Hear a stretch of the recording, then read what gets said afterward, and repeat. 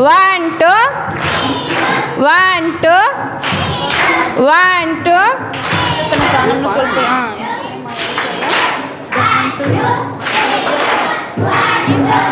అదే చిన్న చిన్న పిల్లలు తర్వాత ధనవంతుడు అది నేర్పిద్దామా?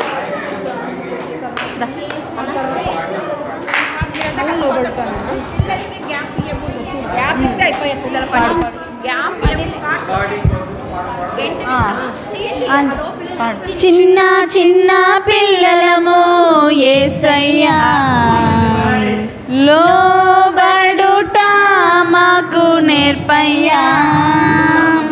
చిన్న చిన్న పిల్లలము యేసయ్యా లోబడుట మాకు నేర్పయ్యా. యేసయ్యా మా యేసయ్యా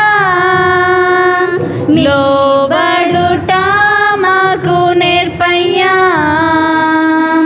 యేసయ్యా మా యేసయ్యా లోబడుట మాకు నేర్పయ్యా. చిన్న చిన్న పిల్లలము యేసయ్యా లోబడుట మాకు నేర్పయ్యా. ధనవంతుడు ఒకడు మనసున గర్వించి ఆ రాత్రే తన ప్రాణమును కోల్పోయే. ధనవంతుడు ఒకడు మనసున గర్వించి ఆ రాత్రే తన ప్రాణమును కోల్పోయే. యేసయ్యా మా యేసయ్యా ధనవంతుని మంచి మనసు మాకొద్దయ్యా. యేసయ్యా మా యేసయ్యా ధనవంతుని మంచి మనసు మాకొద్దయ్యా. చిన్న చిన్న పిల్లలము యేసయ్యా లోబడుట మాకు నేర్పయ్యా. మనసును ఇవ్వయ్యా.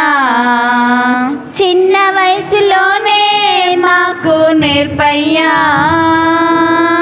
నీకు ఉన్న మంచి మనసును ఇవ్వయ్యా. చిన్న వయసులోనే మాకు నేర్పయ్యా. యేసయ్యా మా యేసయ్యా మీ మంచి మనసే మాకు చాలయ్యా. యేసయ్యా మా యేసయ్యా మీ మంచి మనసే మాకు చాలయ్యా. చిన్న చిన్న పిల్లలము యేసయ్యా లోబడుట మాకు నేర్పయ్యా. చిన్న చిన్న పిల్లలము యేసయ్యా లోబడుట మాకు నేర్పయ్యా.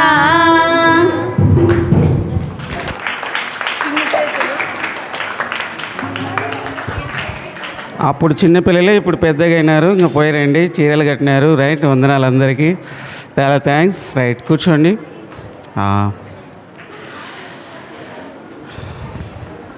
కార్యక్రమంలో ముందుకు వెళ్దామండి. మళ్ళీ మధ్యలో పాడతారు మన వాళ్ళు.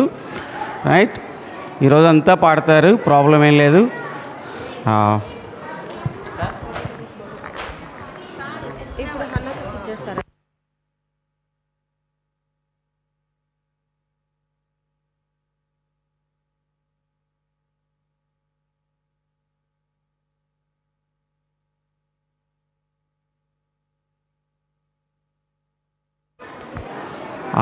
మన మధ్యలో ఉన్న హన్నా అక్క వచ్చి ప్రార్థన చేస్తారు. ఆ తర్వాత మన మధ్యలో ఉన్న రోహిత్ ఒక చిన్న మెసేజ్ చేస్తాడు. ఆ తర్వాత మనం క్లాసెస్గా డివైడ్ అవుతాం.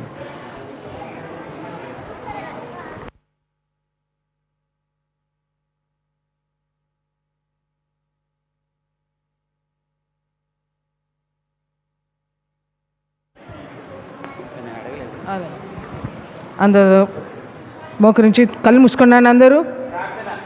ప్రార్థన అంటేనే ఆటోమేటిక్గా మోకరించాలి, కళ్ళు మూసుకోవాలి, చేతులు జోడించాలి. మనం దేవుని సన్నిధిలో ఉన్నాం కదా, ఇంతసేపు పాటల ద్వారా దేవుని మనము స్తుతించినాం, ఆరాధించినాం. ఇప్పుడు వాక్యం నేర్చుకోబోతున్నాం కదా, ఆ వాక్యము మన అందరి జీవితాల్లో ఆశీర్వదింపబడినట్టు మనం ప్రార్థన చేసుకుందాం. వాక్యాన్ని అంగీకరించేటట్టు మన హృదయాలను మనము ప్రిపేర్ చేసుకుందాం. ఓకే నాన్న? కళ్ళు మూసుకుందారు ప్రతి ఒక్కరు, దిక్కులు చూడకూడదు. దేవుని సన్నిధిలో ప్రార్థన చేసుకుందాం. ప్రేమ నమ్మకం గల మా ప్రియ పరలోకపు తండ్రి, మీ బంగారు పాదములకు వందనాలు ప్రభువా. పొద్దునుంచి ఇంతవరకు చిన్న బిడ్డల ఈ యొక్క VBSలో వచ్చి రాగలటకు అనుగ్రహించిన కృపను బట్టి వందనాలు. ఇంతవరకు బిడ్డలు ఎన్నో పాటల ద్వారా ప్రభా మిమ్మల్ని ఆరాధన చేసినారు. ఓ ప్రభా, వారి జీవితంలో వారు మిమ్మల్ని హత్తుకొని జీవించాలని నీ కృప చూపించండి. బాలుడు నడవలసిన త్రోవను వారికి నేర్పిస్తూ ఉన్నాం ప్రభా. విత్తబడిన వాక్యం నిరర్థకం కాదు, శక్తివంతమైన వాక్యాన్ని మీరు ఫలింపచేస్తారు. నమ్మి మీకే వందనాలు. బిడ్డల మొదలు మీరు కూర్చోండి ప్రభువా, మీ సన్నిధి వారు తోడుగా ఉంచండి. మరి నెక్స్ట్ క్లాసెస్ డివోషన్లు వెళ్తుండగా మరి తర్వాత మిషనరీ టైం కూడా ఉంటుంది ప్రభా. సమస్తంలో మీరే మహిమ గంత ప్రభావాలు వాళ్ళని మీరే కంట్రోల్లో పెట్టుకోమని, క్రమమైన ప్రవర్తన వారికి ఇప్పటి నుంచే చిన్నప్పటి నుంచే మీరు నేర్పిస్తున్నారు ప్రభా.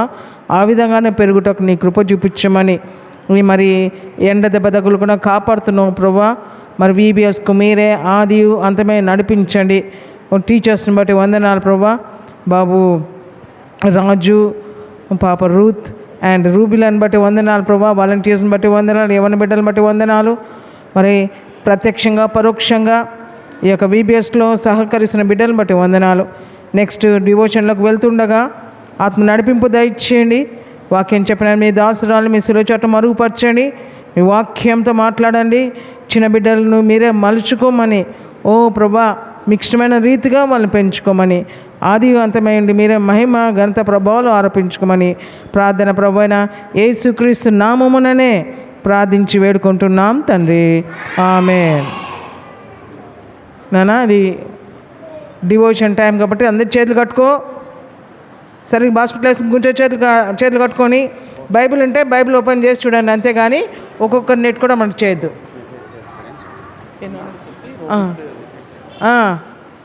కామ్ కూర్చోండి నాన్న. ఇప్పుడు రోహిత్ అని వచ్చి డివోషన్లోకి నడిపిస్తాడు. మౌనం కూర్చో. బైబిల్ అంటే బైబిల్ చెప్తున్నప్పుడు రెఫరెన్సెస్ తీయడానికి ట్రై చేయండి. Pin drop silence has to be maintain. ఇదో నాన్న. ఓవర్ టు రోహిత్ అన్న. హలో, హాయ్,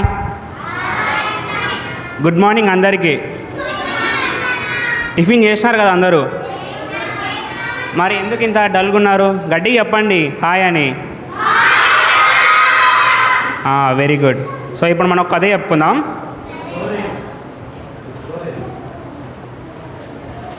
కథ పేరేంటో తెలుసా? తప్పిపోయిన కుమారుడు. ఏంటి? ఓకే. ఒక ఊరిలో ఒక ధనవంతుడు ఉండేటోడు. ఆయనకి 2 కుమారులు. ఆయనకి చాలా ఆస్తులు ఉండేటివి.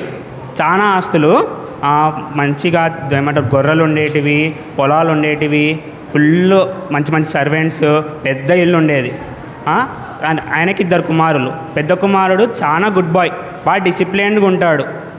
డాడీ చెప్పిన మాట అస్సలు ఏమీ ఎదురు చెప్పకుండా ప్రతి ఒక్క పని చేసేటోడు. చిన్న కుమారుడు అలా కాదు, ఎప్పుడు డాడీకి ఎదురు చెప్తూ డాడీ చెప్పిన పని ఏది కూడా చేసేవాడు కాదు. ఒకరోజు ఏమైంటుందంటే, చిన్న కుమారుడు డాడీ దగ్గరకు వచ్చి, డాడీ నేను ఇంటి నుంచి వెళ్ళిపోతాను, నాకు ఆస్తులు వచ్చే భాగం నాకు ఇచ్చేయని అంటాడు. దానికి డాడీ చాలా బాధపడతాడు. బాధపడి ఏం చేస్తాడు, బాధపడి చెప్తాడు చిన్న కుమారుడికి, వెళ్ళొద్దు, ఇక్కడే ఉండు, నీకు నేను ఆస్తి ఇస్తాను, ఇక్కడ నుంచే నువ్వు ఏం చేయాలనుకున్నా చేసుకో అని చెప్తాడు. కానీ వినాడు. బాధపడుతూనే ఆస్తి ఇద్దరికి పంచుతాడు. పెద్ద కుమారుడికి పంచుతాడు, చిన్న కుమారుడికి పంచుతాడు. పంచిన తర్వాత చిన్న కుమారుడు వేరే దేశానికి వెళ్ళిపోతాడు. వేరే దేశానికి వెళ్ళిపోయి వచ్చిన ఆస్తిని మొత్తాన్ని మంచిగా బెట్టింగ్స్ అని, గేమ్స్ అని, సినిమాలని, కొత్త కొత్త ఫ్రెండ్స్ చేసుకొని పార్టీలని, అవన్నీ డబ్బు మొత్తం వేస్ట్ చేస్తుంటాడు. ఇంత డబ్బు వేస్ట్ పెడుతున్నప్పుడు తెచ్చుకున్న ఆస్తి అంతా అయిపోతుంది కదా. అవునండి, అయిపోతుంది కదా, మెల్లమెల్లగా అయిపోతుంటే ఇంకా తినడానికి ఫుడ్ ఉండదు ఆయనకి. వాళ్ళ ఫ్రెండ్స్ దగ్గరికి పోయి ఫుడ్ కోసం పోతాడు. వాళ్ళ ఫ్రెండ్స్ ఇంట్లోకి రానియరు ఆయనని. రానియకపోయేసరికి చిన్న కుమారుడు చాలా బాధపడతాడు. అయ్యే నేను వీళ్ళకి ఇంత పెట్టినానే, పార్టీలని గేమ్స్ అన్ని తీసుకుపోయినానే, వీళ్ళు మాత్రం నాకు ఫుడ్ కూడా పెట్టట్లేదని బాధపడుతున్నప్పుడు ఇంకేమవుతుందంటే ఇంక ఫుడ్ కావాలి కదా, ఆయన వేసుకున్న బట్టలు కూడా అమ్ముకుంటాడు ఫుడ్ కోసం. బట్టలు, చెప్పులు అన్నీ అమ్ముకుంటాడు ఫుడ్ కోసం. దాని తర్వాత ఆ దేశంలో గొప్ప కరువు వస్తుంది. కరువు అంటే ఏంటో తెలుసా మీకు? ఏంటి? ఫుడ్ ఉండదు, తాగడానికి వాటర్ ఉండవు. ఇంకా బాధపడుతూ వీధుల్లో నడుచుకుంటూ వెళ్తుంటాడు. అప్పుడు ఒక యజమానుడు ఉంటాడు ఆడ ఇంట్లో. ఆయన దగ్గర పోయి పని కోసం పోతాడు. ఆయన దగ్గరికి పని కోసం పోయినప్పుడు ఏమవుతుంది, ఆయనని అడుగుతాడు, నాకు ఏమైనా పని ఉంటే ఇవ్వండి అయ్యా, నేను పని చేసుకుంటానని అడుగుతాడు. అడిగినప్పుడు ఆయన ఇయ్యాడు. ఫస్ట్ బతిమాలుతాడు చిన్న కుమారుడు, అయ్యా ప్లీజ్ అయ్యా ఇవ్వండి అయ్యా, నేను ఏ పనైనా చేస్తానయ్యా ప్లీజ్ అయ్యా అని అడుగుతాడు. అడిగినప్పుడు ఆ చిన్న కుమారుడికి ఇంకా ఎలాగైనా అని ఒక పని ఇస్తాడు. ఏం పనో తెలుసా? పందుల్ని మేపే పని. పందులు ఎలా ఉంటాయి? కంపు కొడుతుంటాయి కదా, కంపు కొట్టే పని చేస్తాడు ఆయన. చూడండి, వాళ్ళ డాడీ మాట వినకుండా వేరే దేశానికి వచ్చి ఎటువంటి స్థితికి వచ్చినాడో, పందులు మేపే స్థితికి వచ్చినాడు. మనకు ఆ స్థితి అవసరమా? వద్దు కదా. పందులు మేపుతుంటాడు. ఇంకా యజమానుడి దగ్గర కూడా ఫుడ్ అయిపోతుంది తినడానికి. ఇంకా అప్పుడు ఫుల్ ఆకలి అవుతుంది చిన్న కుమారుడికి. ఆకలి అవుతుంటే ఆ పందులకు పెట్టే పొట్టు ఉంటుంది, ఆ పొట్టు తినడానికి చూస్తాడు. అది తిన్నా కానీ కడుపు నిండదు. ఇంకా బాధపడతాడు, అయ్యో నేను మా డాడీ మాట వినకుండా తప్పు చేశానే, నేను డాడీ మాట వినకుండా తప్పు చేశాను, దేవుని మాట కూడా వినలేదని బాధపడుతుంటే అనుకుంటాడు మనసులో, నేను మా డాడీ దగ్గర తిరిగి వెళ్తాను, నేను చేసిన తప్పని ఒప్పుకుంటాను, ఇంకా మా డాడీ దగ్గరనే ఉంటాను, మా డాడీ ఏం చెప్పినా చేస్తానని చెప్తాడు. అనుకొని ఊరికి వెళ్తాడు. శక్తి ఉండదు ఆయనకి, తినలే కదా ఇంతవరకు ఏమీ. ఆ శక్తి లేకపోయినా కష్టం మీద వెళ్తాడు నడుచుకుంటూ వాళ్ళ ఊరికి వెళ్తుంటాడు. అప్పుడు వాళ్ళ ఇంటికి కొద్ది దూరంలో ఉన్నప్పుడు వాళ్ళ నాన్న పొలం నుంచి ఇంటికి వస్తాడు. ఇంటికి వచ్చి బయట కూర్చునింటాడు. ఇంటి బయట కూర్చున్నప్పుడు అక్కడ రోడ్డుకి వెళ్ళి చూస్తున్నప్పుడు దూరం నుంచి చిన్న కుమారుడు కనిపిస్తాడు. చిన్న కుమారుడు కనిపిస్తున్న వెంటనే పరిగెత్తుకుంటూ చిన్న కుమారుడు దగ్గరికి వెళ్తాడు. చిన్న కుమారుడు ఇప్పుడు ఎటువంటి స్థితిలో ఉన్నాడో తెలుసా? మొత్తం బట్టలంతా మురికిగా కంపు వాసన వస్తుంది. పందులు మేపినాడు కదా, పందుల దగ్గర నుంచి బ్యాడ్ స్మెల్ వస్తుంది కదా, ఆ బ్యాడ్ స్మెల్ కూడా తనకు కూడా వచ్చింది. కంపు వాసన, చీ అనిపించేటట్టు ఉంటుంది ఆ వాసన వస్తుంటుంది. కానీ అవేం పట్టించుకోకుండా వెంటనే వాళ్ళ డాడీ ఆ చిన్న కుమారుడు దగ్గరికి పోయి హగ్ చేసుకుని ముద్దు పెట్టుకుంటారు.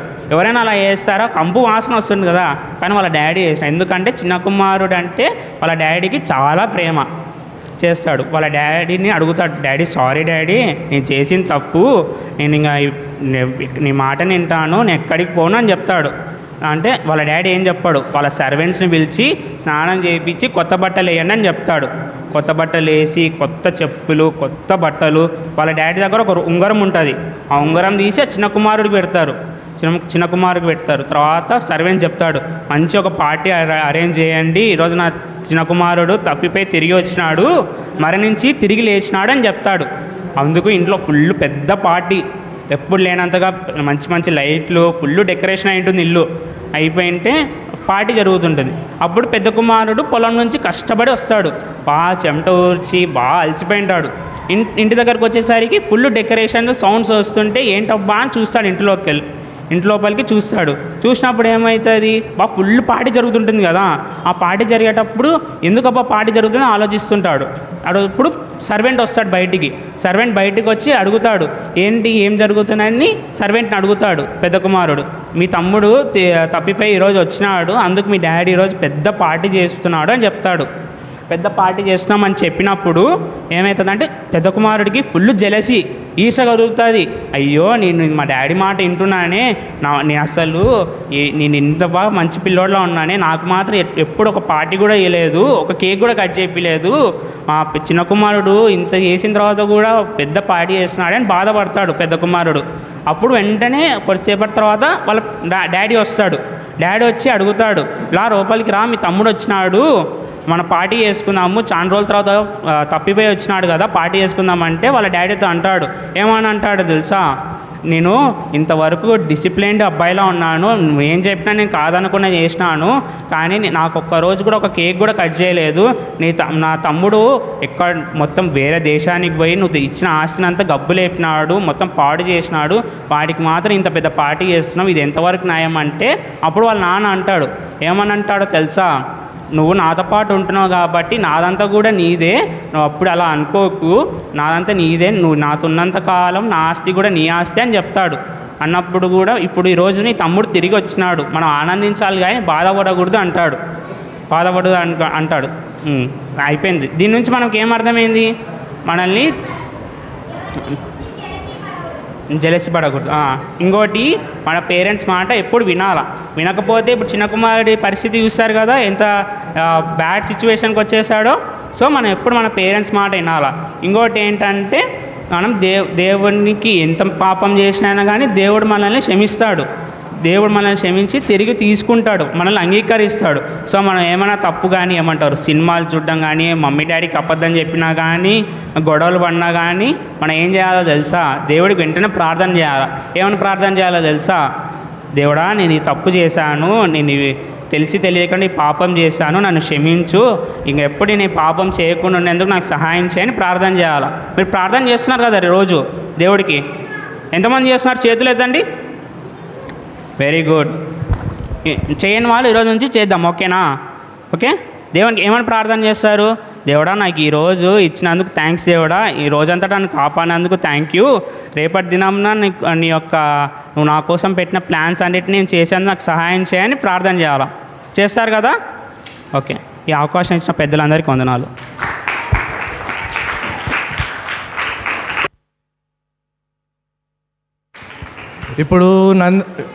ఇప్పుడు కల్లూరు నుంచి సుష్మితకు వచ్చి ప్రార్థన చేస్తారు, దాని తర్వాత అందరూ క్లాసెస్గా డివైడ్ అయిపోవాలి, సరేనా?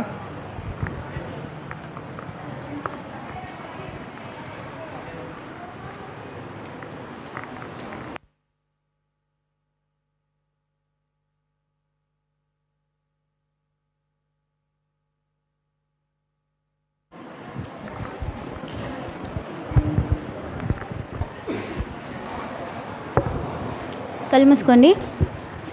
కమాన్ రెడీ, 1 2 2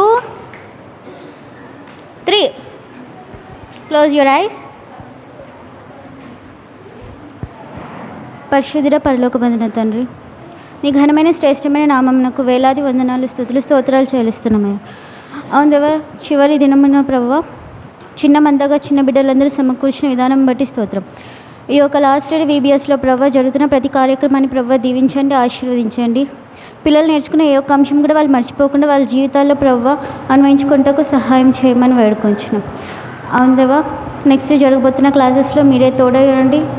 వాళ్ళు నేర్చుకున్న లెసన్స్ ప్రభావ వాళ్ళకు ఉపయోగపడే విధంగా ఉండేలాగా సహాయం చేయండి.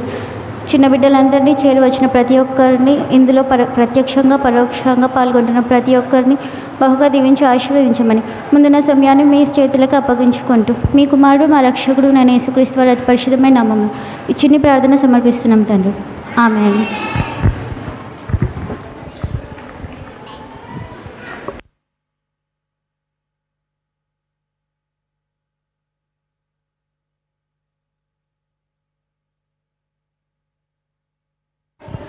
రైట్ అమ్మా, ఇప్పుడు మనం క్లాసెస్గా డివైడ్ అవుతాం. సో ఎవరి క్లాసెస్కి వాళ్ళు వెళ్ళండి, పోయి కూర్చోండి, అల్లరి చేయొద్దు. మళ్ళీ వచ్చిన తర్వాత మనం క్వశ్చన్స్ వేసుకుంటాం, గుర్తుపెట్టుకోండి.